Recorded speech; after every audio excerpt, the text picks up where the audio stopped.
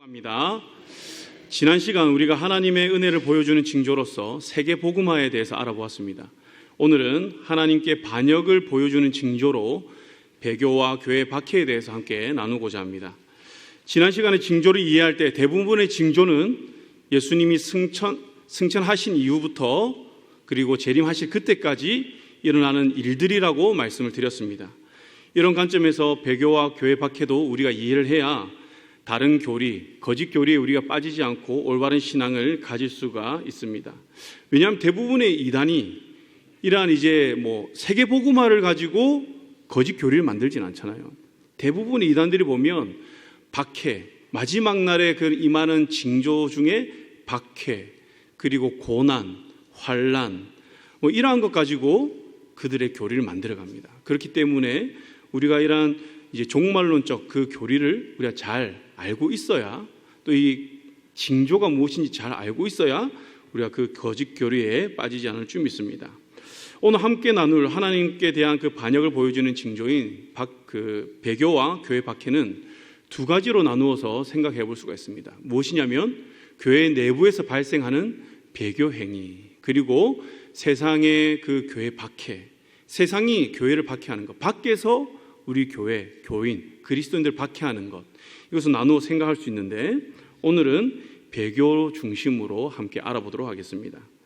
일반적인 의미에서 그 배교는 다른 종교로 개종하는 것, 그리고 종교를 믿다가 아무것도 믿지 않는 행위를 두고 배교라고 이야기를 합니다. 그런데 교회 안에, 교회 내부에서 발생하는 이 배교는 어떠한 의미를 가지고 있는가? 교회 내에서 신앙을 버리거나 교리를 부정하는 행위를 두고 교회 내부에서 발생하는 배교다, 이렇게 이야기를 합니다. 여기 중요한 포인트가 있죠. 무엇입니까? 교회 내에서. 그러니까 교회 밖에서 일어나고 이 사람이 교회 밖으로 뛰쳐나가는 것이 아니라 이 배교 행위가 교회 내에서 일어나고 교회 내에 그대로 머물러 있다는 것입니다.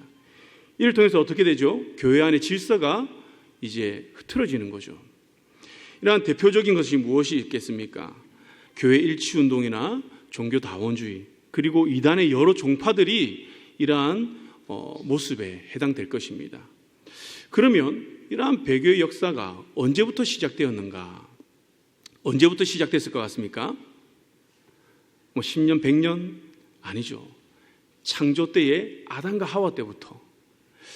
어떠한 배교가 있었죠? 하와가 하나님께서 먹지 말라는 선과 악을 알게 한 그 나무의 열매를 먹게 되죠.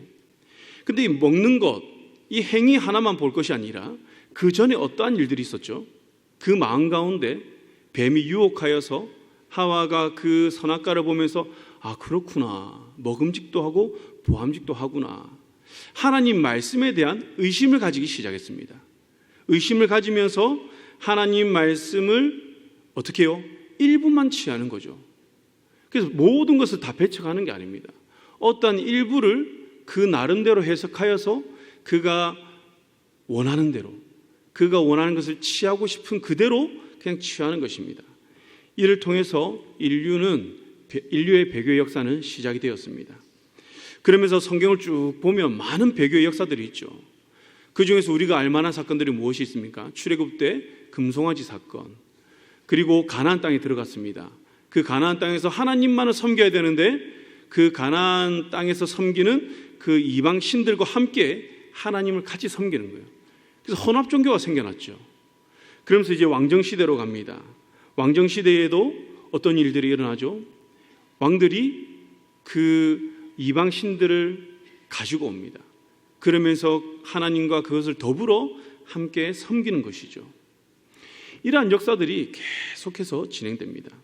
왕정시대를 특히 보면 열왕기상 22장에 북이스라엘 아합 왕과 이제 아람과의 그 전쟁을 다루는 장면이 있습니다. 이때 이 전쟁을 준비하면서 이제 아합 왕이 선지자들에게 물어봅니다. 이 전쟁을 해야 되는가 말아야 되는가, 어떻게 해야 되는가? 대부분의 선지자들은 뭐라고 하냐면 아합 왕에게 승리를 예언합니다. 그런데 미가야는 어떻게 하냐면 전쟁 실패할 겁니다. 전쟁을 하면 안 됩니다라고 이야기를 해요.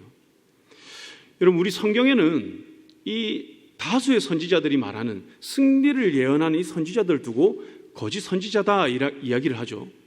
그런데 그 당시에 아합 왕이 들었을 때 그 당시의 문화에서는 이들은 거짓 선지자로 활동한 것이 아니라 무엇으로 활동했죠? 선지자로 활동한 거예요. 모두가 선지자였습니다. 그리고 모든 선지자들이, 대부분의 선지자들이 아합 왕에게 무엇을 예언합니까? 승리를 예언하죠. 어떻게 보면 믿음의 선포를 하는 겁니다. 승리케 하신 하나님, 여호와 니시의 하나님, 그렇기 때문에 우리가 믿음으로 나아가면 됩니다 라고 이야기를 하죠. 그런데 한 명의 선지자 미가야는 안 됩니다. 실패합니다. 마치 10명의 정탐꾼의 보고처럼 안 됩니다라고 이야기를 하는 거예요. 여러분, 동일한 선지자들이 있는데 여러분들이라면 어떤 게 하나님 말씀을 들리겠습니까? 다수의 선지자들의 말이 하나님 말씀 들리지 않을까요? 하나님께서 하십니다. 하나님께서 승리하게 하십니다 라고 말하는 선지자의 말이 하나님 말씀을 들리지 않겠습니까? 그런데 어떻게 됩니까? 결과는 아합 왕이 패하게 되는 거죠. 이 일로 인해서 미가야는 감옥에 갇힙니다. 고난을 겪게 되는 거죠. 바른 말을 하고 하나님 말을 선포하는 그 선지자는 오히려 고통 가운데 거하게 된다는 것입니다. 이러한 모습들이 우리에게 주는 교훈이 무엇입니까? 우리가 선지자라고 해서, 우리가 믿음의 선포라고 해서 무조건 다 믿어서는 안 된다는 것이죠. 그럼 그 믿음의 근거가 어디에서 출발해야 되느냐? 나중에 후반부에 말하겠지만 바로 하나님의 말씀에 근거해야 된다는 것입니다. 정말 이 사람들이, 이 선지자들이 하나님의 말씀을 받은 선지자들이 맞는가? 하나님께서 지금까지 하시는 이러한 여러 가지 상황들을 보고, 우리의 상황들을 보면서 정말 이것이 하나님 뜻인가라는 것을 우리가 말씀을 통해 분별할 수 있어야 된다는 것이죠. 그리고 신약시대에 옵니다. 신약시대에 보면 예수님께서도 천국과 하나님 나라에 대해서 말씀을 전하십니다. 그런데 함께 전할 말씀이 있어요. 거짓 그리스도, 거짓 선지자들을 예수님께서 말씀하는 거예요. 이들을 조심하라는 겁니다. 바울과 요한도 그렇습니다. 바울과 요한이 기록한 대부분의 서신서들을 보면요, 교회 안에서 발생한 이단과 배교의 문제를 다루고 있습니다. 그래서 거짓 선지자들, 거짓 교리, 이러한 것들을 우리가 잘 분별하고 우리가 배척할 수 있어야 된다는 거죠. 특히 신약시대의 데살로니가 교회 보면요, 이 배교 행위가 아주 성황했습니다. 그래서 데살로니가 후서 2장 3절에 보면 누가 어떻게 하여도 너희가 미혹되지 말라. 먼저 배교하는 일이 있고 저 불법의 사람 곧 멸망의 아들이 나타나기 전에는 그날이 이르지 아니하리니 라고 이야기를 합니다. 배교하는 일이 일어난다는 거예요. 당연하다는 겁니다. 그렇기 때문에 너희는 거기에 미혹되지 말라. 우리가 해야 될 것은 이것이 거짓 교리인지 거짓 배교하는 일인지를 우리가 잘 분별하여서 미혹되지 않는 것이 교회 안에 있는 성도들이 해야 될 일이라는 것이죠. 요한일서 2장 18절 말씀 보면요, 아이들아 지금은 마지막 때라. 적 그리스도가 오리라는 말을 너희가 들은 것 같이 지금도 많은 적 그리스도가 일어났으니 그러므로 우리가 마지막 때인 줄 아노라. 어떻게요? 거짓 선지자들, 적 그리스도가 일어나는 것을 보면서 우리는 무엇을 알아야 됩니까? 아, 마지막 때를 우리가 살아가고 있구나. 지금 마지막 때이구나. 그렇기 때문에 우리가 날마다 깨어 근신하여서 주의 말씀 앞에 우리가 서야 되는구나. 거룩한 그리스도인으로 우리가 세워져 가야 되는구나 라는 것을 우리가 깨닫고 나아가야 한다는 것이죠. 요한계시록에 보면요, 이단과 그 배교에 대한 그 경고의 말씀이 나오는데 대표적인 교회 두 곳이 있습니다. 버가모 교회와 두아디라 교회입니다. 버가모 교회는요, 발람의 교훈과 니골라당의 교훈을 받아들였다라고 이야기를 합니다.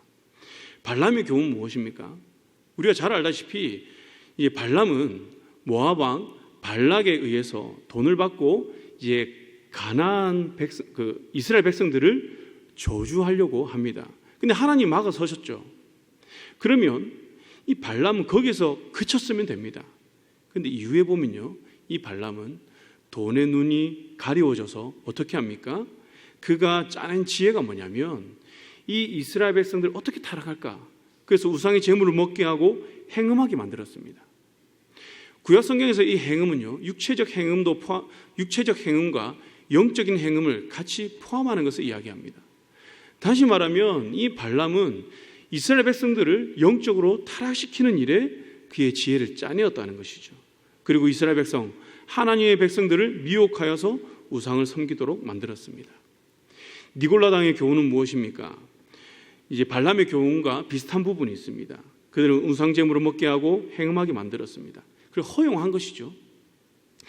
도덕적 순결을 지킬 필요가 없다라고 주장하면서 방탕한 생활 또한 허용을 하였습니다. 이들은 거룩한 것과 속된 것을 구별하지 않았습니다. 그러면서 세상과 교회의 차이를 흐릿하게 만들었습니다. 무슨 말입니까? 교회라고 하는 것은 하나님 말씀 지킴으로써 거룩하고자 힘을 써야 되는 곳이잖아요. 근데 그게 아니라는 거예요. 괜찮다. 이 시대에 이렇게 하는 것 괜찮다. 이해한다. 라고 하면서 다 허용하는 것입니다. 세상과의 그 타협을 정당화하는 것이죠. 여러분, 얼마나 그럴듯합니까? 우리가 신앙생활 하는데 힘든 게 무엇이죠? 하지 말라는 게 너무 많잖아요. 이것도 하지 말라, 저것도 하지 말라. 그런데 그거 교회에서 가르치는 것을 가지고 하나님 말씀을 가지고 세상에 나갑니다. 세상에 나가면 어떤 일이 일어나죠? 충돌이 일어나죠. 세상과 하나님 나라의 그 가치관은 맞지 않기 때문에, 대립하기 때문에 충돌이 일어날 수밖에 없어요. 그런데 교회 안에서 괜찮다, 허용을 해버리면 성도들은 세상 나가서 살아가는 것이 더 쉽습니다. 더 편합니다. 한 예로 우리가 일제강점기 시대에 한국교회가 신사참배를 허용하였죠. 근데 이 장로교는 그래도 버티면서 어떻게 해요? 나중에 이제 27차 총회 때 허용을 했는데 감리교는 일찌감치 허용을 해버렸습니다. 그래서 감리교는 큰 핍박을 받지 않았습니다. 감리교와 장로교가 결국에는 신사참배를 허용한 것은 똑같은데요. 이 허용할 때 그들이 내세운 명분이 무엇이냐면 신사참배는 종교가 아닌 국가의식이다, 애국이다 라고 하면서 이것을 이제 결의하게 되었다는 것이죠. 여러분들 어떻게 생각합니까? 이것이 국가의식, 애국이라고 느껴지십니까? 그런데 그 당시에 핍박이 너무 심하니까 교회도 어떻게 해요? 신학교가 문을 닫는 겁니다. 무기한 폐교.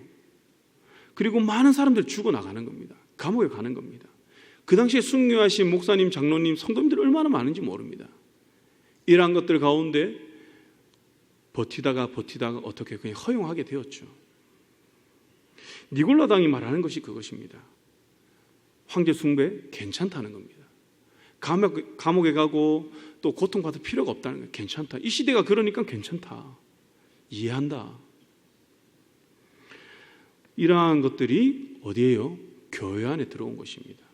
그래서 교회의 질서를 어지럽히는 거죠. 두아디라 교회는 어떻습니까? 이 교회는요, 이세벨의 그 이단의 교리를 받아들였습니다. 이세벨의 특징은 무엇이냐면 스스로가 선지자다라는 겁니다. 그러니까 성경 해석을 잘못하거나 잘못된 교리를 전하는 것이 아니라 내가 선지자다, 내가 직통 계시를 받은 그 선지자다라고 하면서 교인들을 미혹하는 거예요. 이러한 이세벨의 이단의 영향이 2세기에 몬타뉴스 이단에까지 영향을 끼칩니다.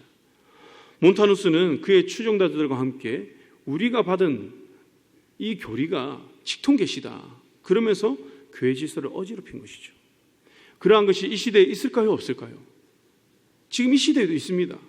제가 찾아보니까 우리나라에 재림예수가 50명이 있습니다. 많죠.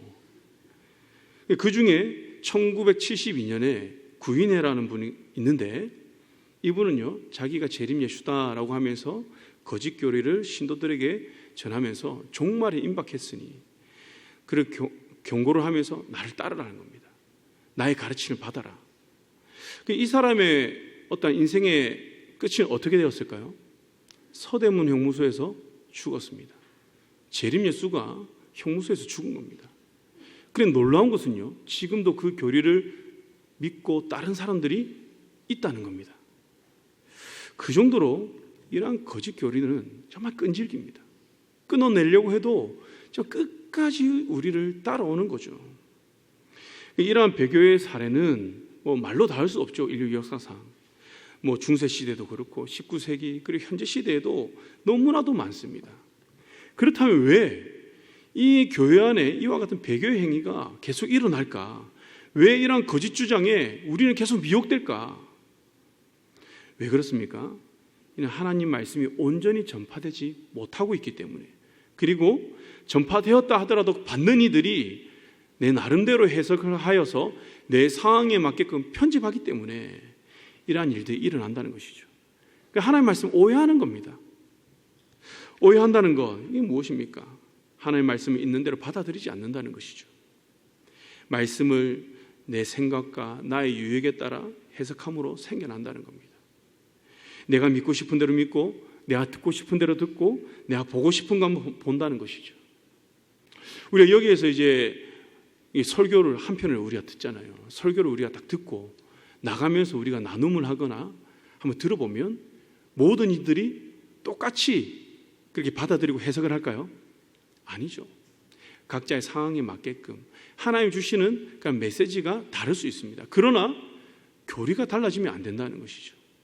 적용하는 것은 내 상황에 맞게끔 하나님의 성령께서 여러분들에게 주시는 그런 적용점들이 조금은 다를 수는 있습니다. 그러나 우리가 받아들이는 교리, 말씀에 있어서 우리가 올바로 먼저 받아들여야 한다는 것이죠. 주님은 이러한 배교의 행위가 언제까지 일어난다고 합니까? 재림하는 그때까지 일어난다는 겁니다. 그래서 이를 이상히 여기지 말라고 합니다. 이상히 여길 것이 아니라 오히려 우리는 이 말씀을 굳게 붙들고 하나님의 말씀을 온전히 알기 위해 힘을 써야 한다라는 것이죠. 제가 어제 새벽에 요시야 왕의 종교개혁에 대한 설교를 준비하다가 그런 생각이 들었습니다. 이 종교개혁을 시작하게 된 그 계기가 무엇입니까? 하나님의 말씀, 그 율법책을 발견했기 때문에. 요시야 왕도요, 그 당시에 영적으로 혼탁한 시대에 태어나서 왕의 그 직분을 감당하고 있었습니다. 근데 26세가 되어서 율법책을 발견합니다. 율법책을 발견하니 어떻습니까? 지금 우리가 행하고 있는 모든 이 행위들이 하나님 말씀에 반하는 행위인 거예요. 그래서 어떻게 해요? 그가 옷을 찢고 하나님 앞에 회개를 하는 겁니다. 그러면서 돌이키는 것이죠. 그냥 본인이 회개하는 것에 끝나는 것이 아니라 하나님 말씀대로 내가 이 국가를 세워야 되는구나, 왕으로서 내가 해야 될 역할이 그것이구나 라고 하면서 그가 있는 그 자리에서 종교개혁을 단행한다는 것이죠. 그러면서 느낀 게 그겁니다.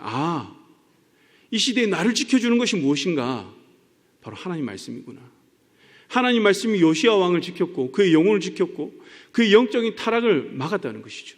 이스라엘에 다시 종교개혁을 일으키면서 하나님 말씀 앞에 다시 설 수 있도록 무엇이 그렇게 만들었습니까? 바로 말씀이라는 것입니다.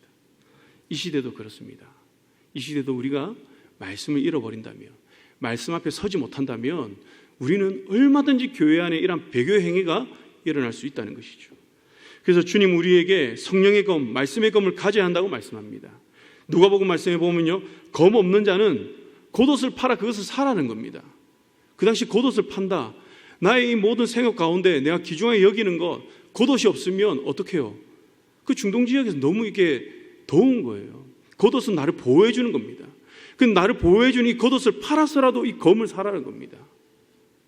누가복음 12장 51절에서는요, 내가 세상에 화평을 주러 온 줄로 아느냐라고 하면서 도리어 분쟁하게 하려 합니다 라고 이야기합니다. 주의 말씀을 받아들이는 자들은요, 이 세상과 타협할 수가 없습니다. 이 세상에서 분쟁하면서 고군분투하면서 살아갈 수밖에 없다라는 것이죠. 주님 그것이 당연하다라고 말씀합니다. 즉 진리가 있는 곳에는요, 항상 분쟁이 있고 진리에 대한 도전이 있다는 것입니다. 우리 교회가 진리를 선포하고 나간다면 우리 교회 안에는 이러한 도전과 분쟁이 일어날 수밖에 없다는 것이죠. 오히려 그래서 우리는 그것을 감사할 수 있어야 된다는 겁니다. 세상으로부터의 도전, 어떤 거짓 진리로부터의 그 도전을 우리가 받아들이며 감사함으로 더욱더 말씀을 위해 견고히 세워져 나가야 된다는 겁니다. 요한복음 17장에는요, 내가 아버지의 말씀을 주었사오매 라고 하면서 세상이 그들을 미워하였사오니, 예수님께서 아버지의 말씀을 제자들에게 주었습니다. 그러니까 이 세상이 그 제자들을 미워한다는 겁니다. 그러면서 주님은 이렇게 기도를 합니다. 내가 비옵는 것은, 예수님이 비옵는 것은 이들이 누굽니까?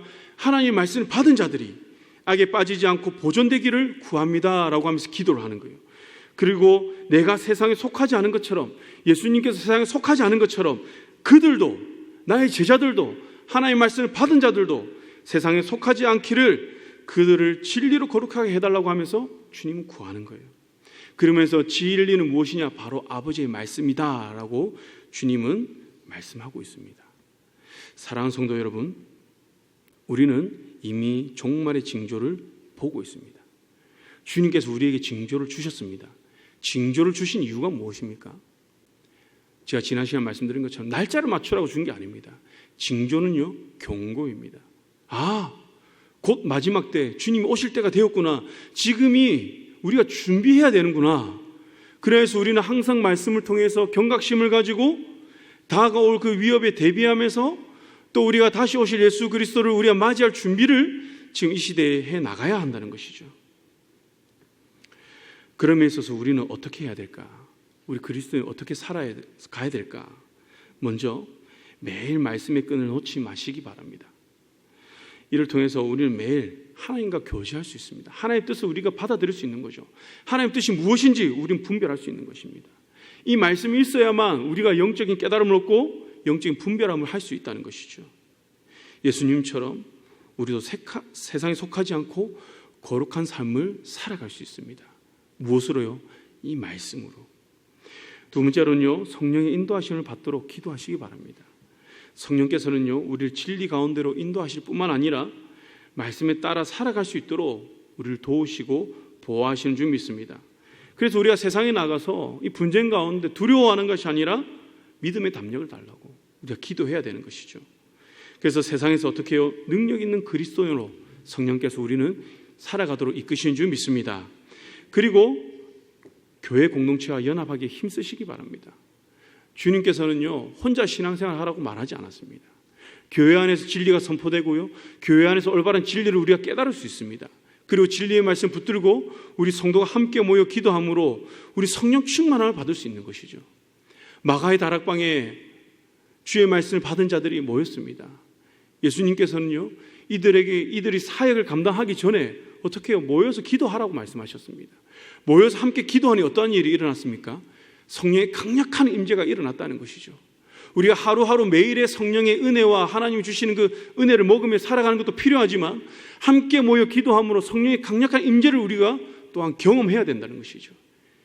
이를 통해서 우리가 세상에 나가서 주님께서 맡기신 사역을 온전히 감당할 수 있는 줄 믿습니다. 마지막으로 종말에 대한 경각심을 가지시기 바랍니다.